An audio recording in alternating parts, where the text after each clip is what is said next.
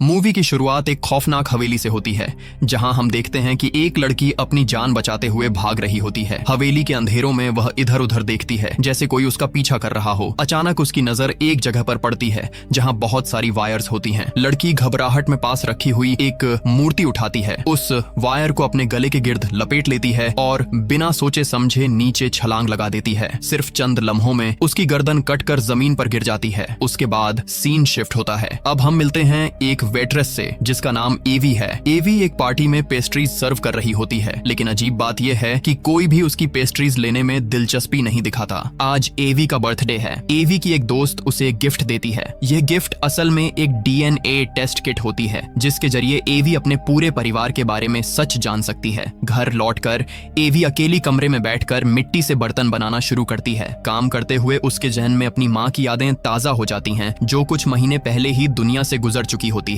यहीं से हमें समझ आता है कि एवी अपनी जिंदगी में कितनी तन्हा है। अगले दिन एवी काम पर जाने से पहले अपनी डीएनए टेस्ट को लेटर बॉक्स में डाल देती है। फिर वह रोज की तरह अपनी ड्यूटी पर चली जाती है। काम के दौरान ही एवी को अचानक एक ईमेल मिलती है। यह मेल उसके एक दूर के कजिन की तरफ से होती है, जिसमें वह एवी को मिलने के लिए बुला रहा होता है। एवी थोड़ी कंफ्यूज हो जाती है और अपनी फ्रेंड एलाइजा से इस बारे में बात करती है। एलाइजा एवी को समझाती है कि उसे जरूर जाना चाहिए, क्योंकि एवी की माँ के बाद इस दुनिया में उसका कोई अपना नहीं बचा। अगले दिन एवी अपने कजिन विक्टर से मिलने के लिए एक शानदार होटल पहुंचती है। विक्टर एवी को बताता है कि जब से उनकी फैमिली को पता चला है कि एवी भी उनका ही हिस्सा है, सब लोग उससे मिलना चाहते हैं। विक्टर एवी को समझाता है कि उनकी फैमिली के पास बहुत ज्यादा पैसा और ताकत है और उनके एक अंकल हैं जिनकी उम्र 90 साल है। विक्टर कहता है कि वह अंकल एवी को अपनी जिंदगी में आखिरी बार देखना चाहते हैं, इसलिए एवी का वहां आना बहुत जरूरी है। पहले तो एवी मना कर देती है, लेकिन विक्टर के बार बार इसरार पर आखिरकार वह मान जाती है। विक्टर एवी के लिए फर्स्ट क्लास टिकट अरेंज कर देता है और अगले दिन एवी एक बहुत ही खूबसूरत महल के सामने जा पहुंचती है। जैसे ही एवी गाड़ी से उतरती है, वह एक मुलाजिमा से टकरा जाती है और हाथ में पकड़े गिलास जमीन पर गिरकर टूट जाते हैं। महल का सिक्योरिटी गार्ड आकर दोनों पर गुस्सा करने लगता है। तभी महल का मालिक जिम आ जाता है। जिम बताता है कि एवी उनकी खास मेहमान है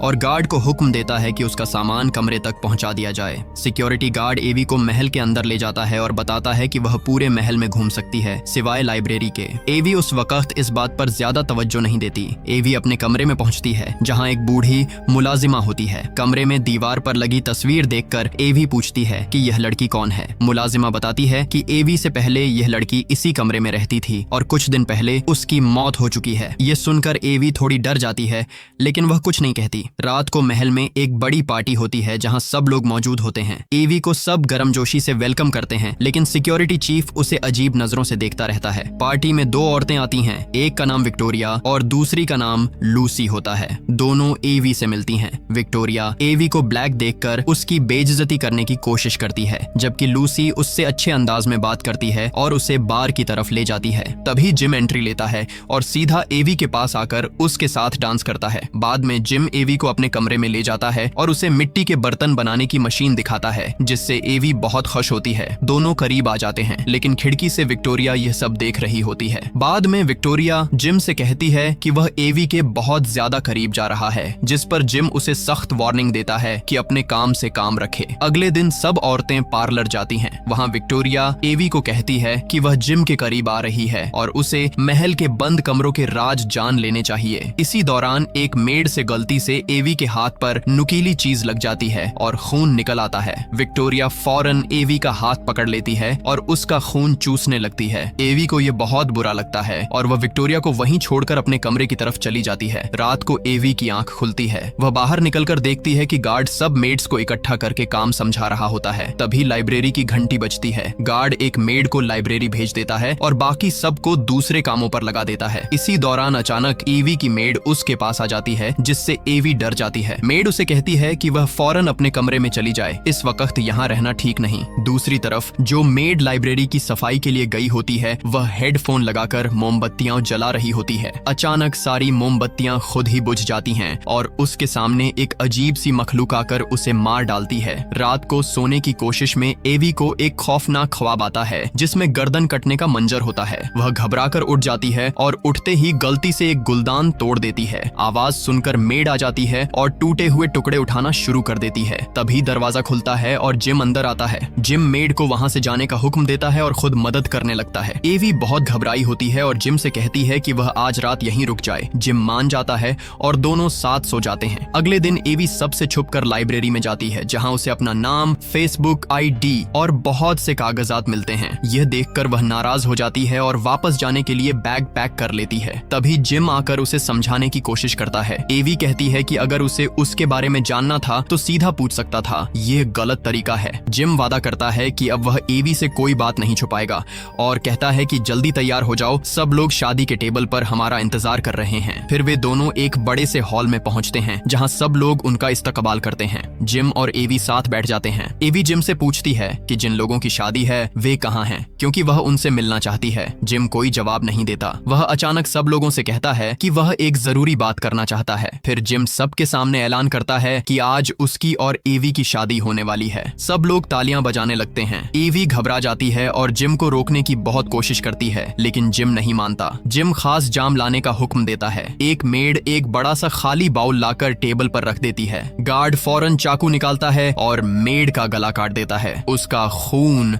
बाउल में जमा हो जाता है। फिर वह खून जिम को दिया जाता है, जो बिना किसी हिचकिचाहट के मजे से पीने लगता है। यह देखकर एवी की तबीयत खराब हो जाती है। वह डर के मारे वहां से भागने की कोशिश करती है, लेकिन दरवाजों पर खड़े गार्ड्स उसे रोक लेते हैं। जिम गुस्से में एवी की तरफ देखता है और कहता है कि आराम से मेरा खून पी लो, वरना तुम्हारे साथ बहुत बुरा होगा। फिर जिम विक्टोरिया और लूसी को हुक्म देता है कि एवी को ले जाओ और कल की दावत के लिए तैयार करो, क्योंकि कल एवी हमारी तरह एक वैम्पायर बनने वाली है। यह मेरी विक्टोरिया और लूसी के बाद तीसरी बीवी होगी। दोनों एवी को जबरदस्ती एक खुफिया कमरे में ले जाती हैं और उसे कुर्सी के साथ बांध देती हैं। वहां एक मेड भी बंधी होती है। विक्टोरिया और लूसी एवी को पूरी सच्चाई बता देती हैं। वे कहती हैं कि एवी की दादी पहली औरत थी जो इस जगह से जिंदा भाग निकलने में कामयाब हुई थी, इसीलिए एवी दुनिया में आई। इन लोगों ने सालों तक एवी को ढूंढा। अगर एवी खून पीकर पिशाच बन जाती है तो ये सब लोग दोबारा जवान हो जाएंगे, और अगर उसने इनकार किया तो उसे मार दिया जाएगा। विक्टोरिया एवी को बताती है कि उसके पास सिर्फ दो रास्ते हैं, या तो इन जैसा बन जाओ या फिर यहीं मर जाओ। लूसी एवी को समझाते हुए कहती है, घबराओ नहीं, कभी मैं भी तुम्हारी जगह पर थी। मैंने बात मान ली और हमेशा के लिए अमर हो गई। वह बताती है कि विक्टोरिया पिछले 500 सालों से इस फैमिली के साथ है, जबकि मैं सिर्फ 100 साल से। यह कहकर वे एवी को एक ताबूत में बंद कर देती हैं। कुछ देर बाद एक मेड चुपके से आती है और एवी को ताबूत से निकाल देती है। वह एवी को बताती है कि तुम्हारी दादी मेरी बहुत अच्छी दोस्त थी, इसीलिए मैं तुम्हारी मदद कर रही हूँ। मेड एवी को वार्न करती है कि यहाँ से भाग जाओ और याद रखना, अगर इनमें से कोई सामने आ जाए तो उसे सिर्फ गर्दन काट कर या जलाकर ही मारा जा सकता है। कभी वापस मत आना, वरना ये लोग तुम्हें भी अपने जैसा बना लेंगे। एवी जान बचाकर भागने लगती है। भागते भागते वह एक घर के सामने पहुंचती है और वहां एक बूढ़ी औरत से मदद मांगती है। औरत एवी को घर के अंदर बुला लेती है और उसे चाय देती है। औरत का शौहर कहता है कि तुम चाय पी लो, तब तक मैं पुलिस को कॉल करता हूँ। एवी को शक हो जाता है कि कुछ गलत है। वह गर्म चाय का कप बूढ़े आदमी के चेहरे पर फेंक देती है। तभी वह बूढ़ी औरत पीछे से एवी के सिर पर डंडा मारती है, जिससे एवी बेहोश हो जाती है। जब एवी की आंख खुलती है तो वह दोबारा जिम के घर में होती है। जिम उसे कहता है कि तुमने देख ही लिया है कि यहाँ से भागना मुमकिन नहीं है, इसलिए तुम्हारी भलाई इसी में है कि मेरी बात मान लो। एवी को अपनी माँ की कही हुई बात याद आती है कि जब मुश्किल में हो तो याद रखना तुम अपनी सोच से कहीं ज्यादा कर सकती हो। एवी को दुल्हन बनाकर जिम के सामने लाया जाता है। वह खामोशी से शादी कबूल करती है और जिम का खून पी लेती है। अब एवी एक वैम्पायर बन चुकी होती है। एवी सबसे कहती है कि वह सबसे पहले मेड का खून पिएगी, लेकिन वह खून पीने के बजाय मेड को आजाद कर देती है और टेबल पर रखी कैंडल्स गिराकर आग लगा देती है। जिम गुस्से में एवी पर लपकता है, लेकिन एवी एक नुकीला हथियार जिम के दिल में घोंप देती है। हथियार लगते ही जिम बूढ़ा होने लगता है। यह देखकर एवी का कजिन फौरन वहां से भाग जाता है। विक्टोरिया से यह बर्दाश्त नहीं होता और वह एवी को मारने के लिए उसके पीछे पड़ जाती है। एवी एक गुलदान उठाकर विक्टोरिया के सिर पर मारती है, लेकिन उसे कुछ भी नहीं होता। वह एवी को बताती है कि तुम्हें लगा कि तुमने जिम को मार दिया है? नहीं,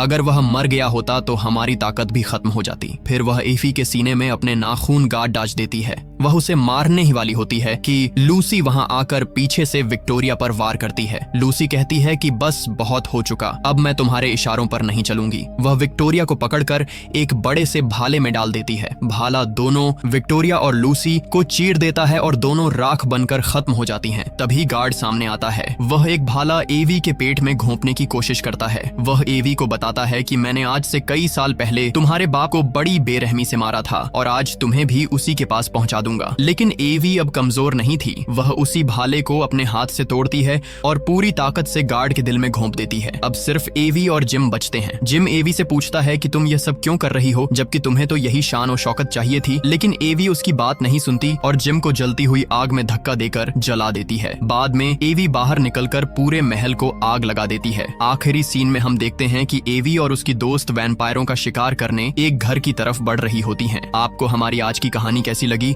कमेंट्स में जरूर बताइएगा। चैनल को लाइक, सब्सक्राइब और वीडियो को शेयर करना ना भूलिएगा। शुक्रिया।